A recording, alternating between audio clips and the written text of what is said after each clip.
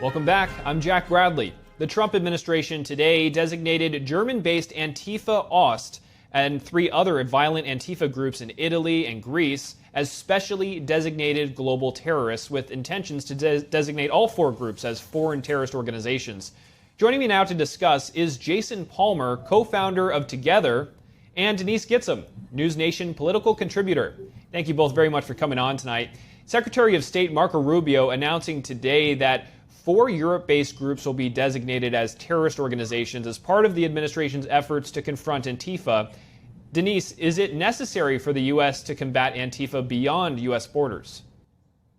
I think it's important that we root out and discover whatever sort of poisonous thought or actions which we've seen play out on domestic territory. We've seen it play out in our cities. Wherever it comes from, we should try to root it out.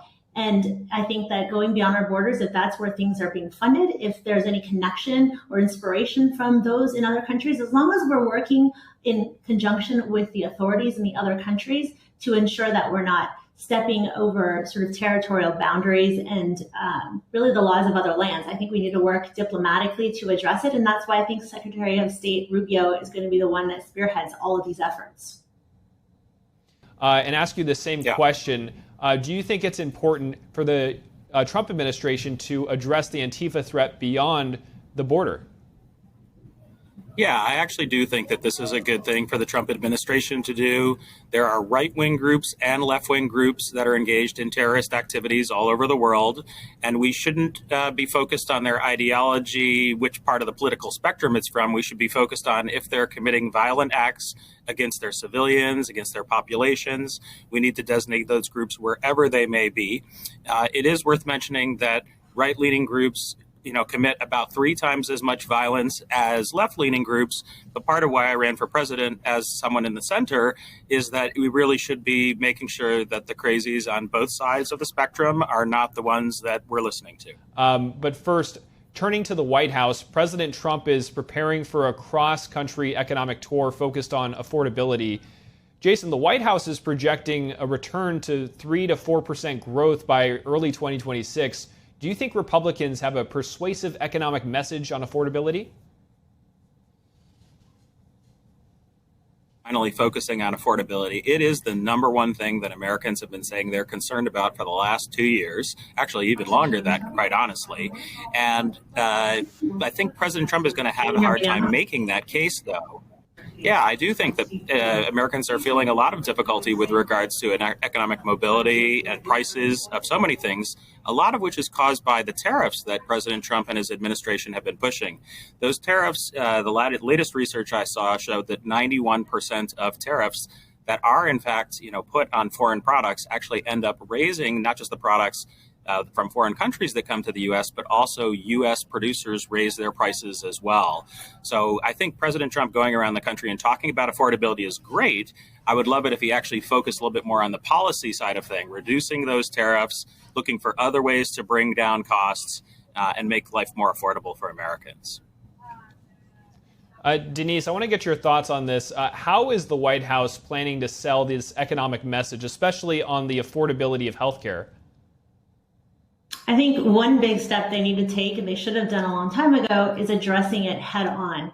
It is all about how people feel in their pocketbooks, not about the reality of, prices floating down. They're just not coming down nearly as quickly as people expected them to. President Trump set really high standards and expectations when he got elected in November.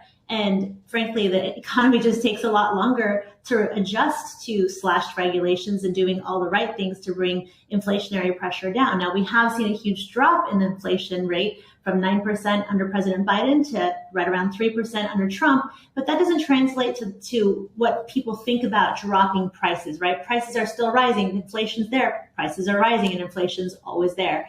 So I think that there needs to be a lot more proactive conversation. I think he's been distracted by other things like the shutdown, and this is about time, about a year before midterms next year, that all Republicans get on board if they want to stay in office. Congress on Wednesday tightened restrictions on hemp-derived THC. It's a form of cannabis legalized in the 2018 Farm Bill. So the bill that passed closes a loophole that lets unregulated THC products hit the market. Producers say the move threatens their livelihoods.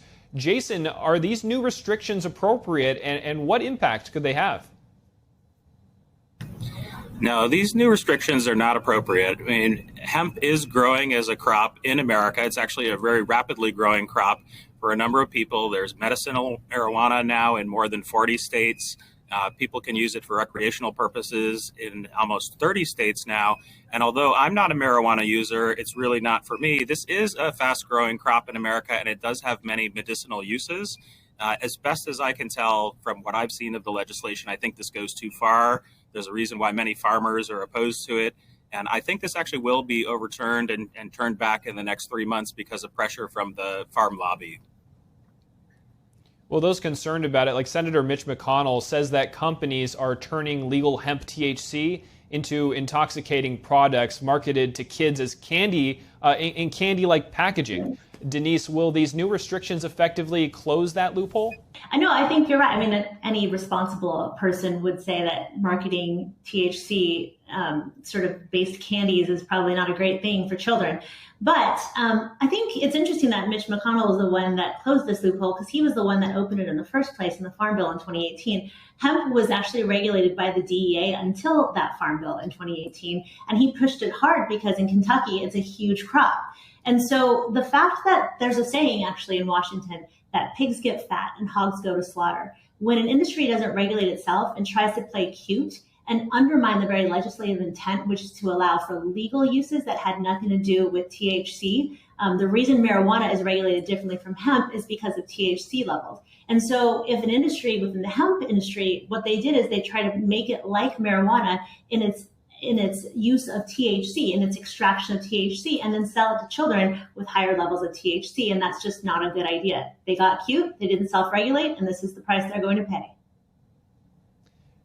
And Jason, back to you. Finish that thought on if it would close the loophole, please.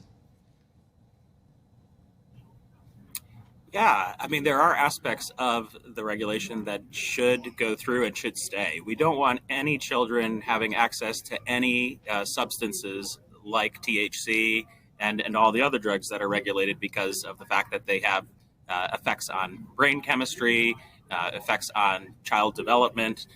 So those aspects we do need to keep. And I actually do think this was a tough call whether or not I would have voted for it or against it. But I do think it went a little too far in how it actually is going to affect too many farmers that are doing the right thing with their hemp crops.